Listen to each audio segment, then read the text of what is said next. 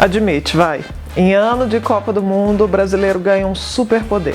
A gente decora a rua, combina o churrasco, passa nervoso junto e o mais importante, a nossa autoestima nacional vai lá no teto. A gente bate no peito com um orgulho gigante de ser o país do futebol.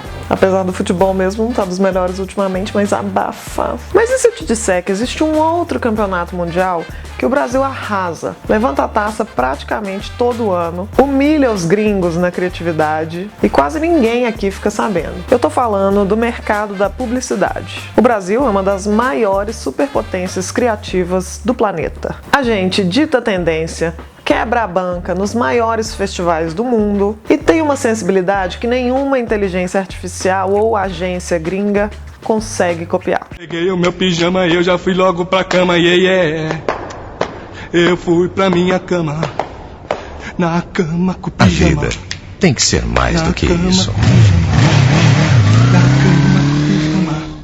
E hoje, no segundo episódio da nossa série sobre campanhas que mudaram o jogo, nós vamos falar de orgulho nacional. Vamos analisar como uma agência brasileira usou essa genialidade para quebrar um tabu histórico de saúde pública, fazendo todo mundo falar abertamente sobre pepeca.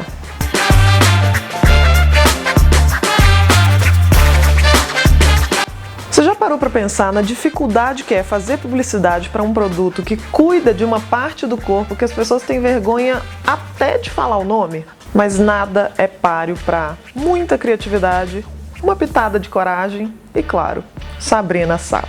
Vamos voltar para 2020. A Bayer tinha um desafio nas mãos com a marca Gino Canesten. As meninas provavelmente vão saber, mas para quem não conhece, o produto deles trata a candidíase, uma infecção super comum que atinge 3 a cada 4 mulheres em algum momento da vida. Ou seja, estatisticamente, quase todas as mulheres são atingidas. Mas existia um muro invisível no meio do caminho: a vergonha. Vou abrir um parênteses para falar uma coisa que eu sempre falo aqui e vou repetir até ficar tatuado no cérebro de vocês. Nós, publicitários, precisamos pensar no problema do cliente, o que a gente vai resolver. E para isso, a gente precisa pensar em como nos conectar com esse público, seja por meio de storytelling, gamificação, interatividade ou outros gatilhos mentais, visuais e sonoros. Então lembra, focar no problema para depois vender a solução.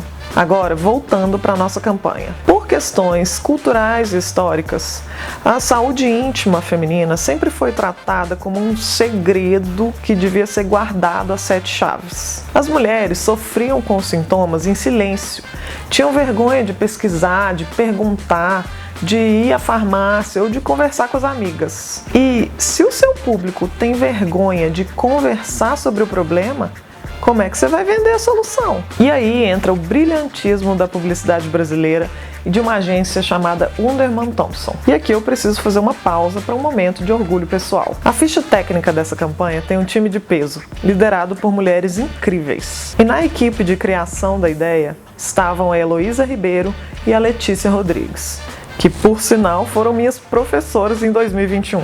Então eu posso garantir de cadeira cativa, essas mulheres sabem muito o que estão fazendo. O que a Heloísa, a Letícia e todo o time de criação fizeram não foi criar um comercial daqueles antigos com um líquido azul caindo sobre o absorvente, sabe? Elas criaram um movimento cultural chamado Pepeca Sem Tabu. E para puxar esse movimento, elas escalaram a porta-voz perfeita, Sabrina Sato. Vagina, substantivo feminino. Ou o jeito mais formal de se chamar uma pepeca. Também popularmente conhecida como periquita. E como a periquita pode ir e vir livremente com o bem entender. Tem gente que chama a pepeca de perseguida. Perseguida, por definição, é o contrário de livre. Então uma pepeca não pode ser uma perseguida, mas pode ser chamada de florzinha para as românticas. Ou até mesmo uma dita cuja para as mais discretas. No vídeo manifesto da campanha, Sabrina simplesmente destrava a conversa. Ela começa a falar com toda a naturalidade do mundo vários nomes populares que a gente usa para se referir à vagina. Porque nome não falta, né? O que faltava era maturidade para falar do assunto. E para abrir as alas desse movimento, elas usaram um formato que a publicidade ama, mas que pouca gente fora do meio conhece pelo nome técnico: o manifesto. Na publicidade, o manifesto não é só um comercial de 30 segundos que a gente usa para vender um produto. Ele é um gênero textual poderoso, quase como uma declaração de princípios. É o momento em que a marca bota o pé na porta, assume um lado da história e diz para o mundo: olha, é nisso aqui que a gente acredita e é essa a nossa causa. Gino Canesten entende que ter uma pepeca também significa lidar com uma sofrência lá embaixo. Sentimento normal quando aparece o corrimento chato, que é aquela coceirinha, sintomas mais comuns da candidíase. Tem muita publicidade com manifestos geniais por aí, inclusive brasileiros. E eu, que sou declaradamente apaixonada por esse gênero textual, ainda vou trazer muitos outros vídeos falando dele por aqui. E a campanha fecha com uma provocação que é um tapa de luvas na sociedade. Ter um coração ou um pulmão não deixa ninguém com vergonha. E por que ter uma pepeca deixaria? Que por mais uó que ela seja, ela pode acontecer com 3 em cada 4 mulheres. Se é tão comum, por que ninguém fala sobre isso? E para pra pensar, se ter um coração ou um pulmão não deixa ninguém com vergonha, por que ter uma pepeca deixaria? Nome não falta, o que falta é falar. Bora! Procure por Pepeca Sem Tabu. Gino Canesten, coceirinha, corrimento, candidíase sem complicação. Essa estratégia é genial por 2 motivos principais que todo profissional de marketing deveria estudar. Primeiro, a normalização.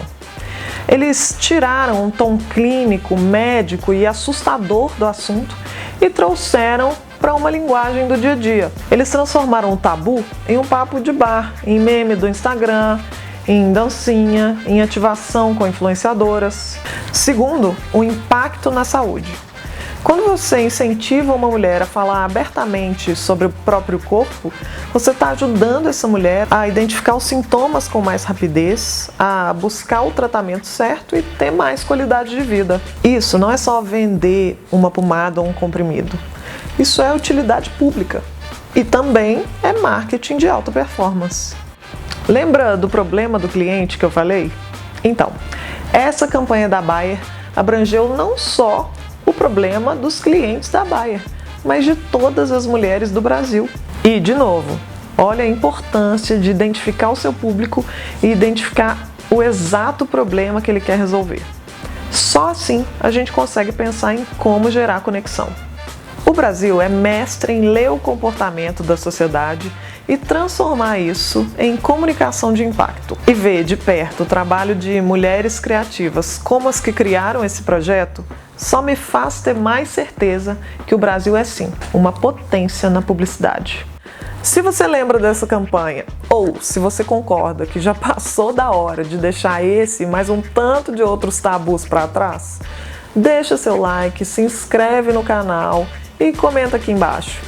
Qual outra campanha nacional você acha que merece um episódio exclusivo aqui na série? A gente se vê no próximo vídeo. Beijo, tchau, tchau!